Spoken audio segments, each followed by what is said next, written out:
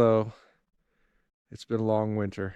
It's cold. I'm here. I'm on Valentine's Day. It's 9 degrees Fahrenheit, and the cabin is out of power. We've had a lot of snow this winter, intermittent, but enough that my solar capacity, my battery storage has not been enough. The biggest issue is that when I first designed the system here, it didn't include Starlink.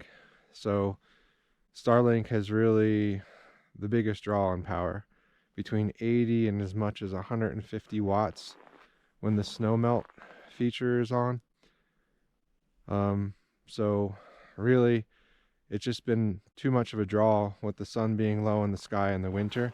I have like 370 amp hours of battery storage and 800 watts of solar here in the back. So during the winter, it's just not getting quite enough light and just takes a few cloudy days. And when you have a constant draw on the system,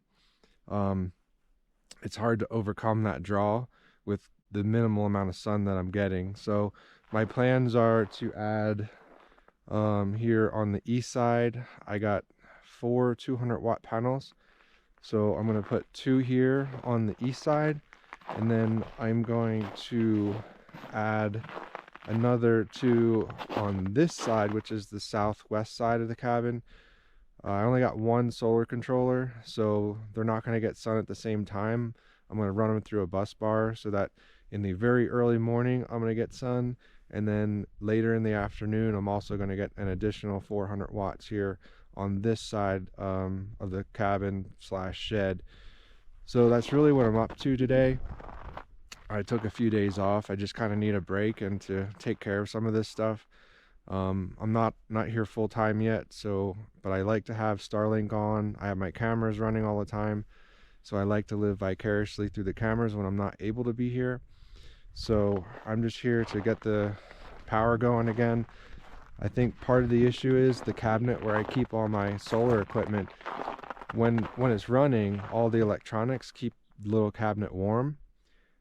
But as soon as you lose power once and it gets below 32 degrees, the BMS and the lithium batteries, it just won't charge, so it'll stay down for a lot of December. I didn't even have power up here. So I'm trying to resolve that. I bought quite a few upgrades, so I'll just take you through that process. And yeah, that's where I'm at. And I'll also take you inside to where I have all my solar equipment, because you'll see what I'm up against space-wise. Really, I should have put all my solar equipment in the shed, but when we first got this property, I didn't intend to keep the shed that's next to the cabin. It has a lot more room in it, so I did some upgrades in there and I fixed it up. But really, at this point, I'm considering moving my power stuff over to the shed or splitting it. So I got a couple more batteries, and one option is to put Starlink on its own battery bank and solar power. This way I have a dedicated system just for the Starlink. I know it sounds extreme, but it's just what I'm trying to solve for, is just having consistent power throughout the year. And I've changed how I have my solar. I put it on the ground, which is great. I just don't have enough solar capacity in the winter, I'm finding. So these are the things that I'm dealing with, trying to bring up an off-grid property. So what I did was I switched the inverters into the off position. I don't want them trying to kick on just when my batteries start getting voltage. My charge controllers are ready to go. We're starting to get sun, but unfortunately the batteries, even though the room temperature is already up to 36, these things really absorb temperature. So they're going to stay cold for quite a while. And since it's been below freezing here, it's going to take a little while. Who knows, maybe an hour or so to warm these things up. I'm just trying to get the inside temperature of the cabin as high as I can get it right now. And I just have a little propane heater running now to warm things up. Does a pretty nice job. So while the cabin's warming up, I'm just out following animal tracks. It's a really brisk morning. I think it's like 18 degrees Fahrenheit. So it's definitely below freezing. It's pretty chilly. So it's good to be moving around. Keep warm. Alright, I'm gonna follow these tracks and see where they go. You can see this main highway, deer highway. It's really worn in tracks. A lot of deer activity here.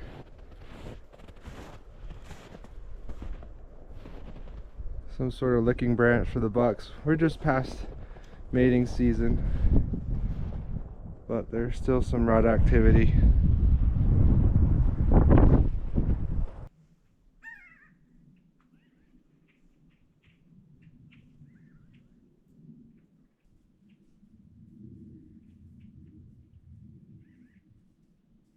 So these are the two batteries that I got. They're just Lithium. Found them on Amazon. I've been really happy with the quality. These are the UL listed ones.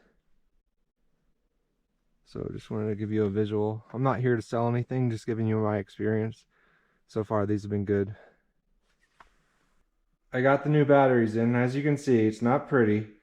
It's really cramped, but it does work, and it does allow me room to put in, you know, more solar charge controllers and whatnot. But mission accomplished on the battery side. We still need to do the solar panels.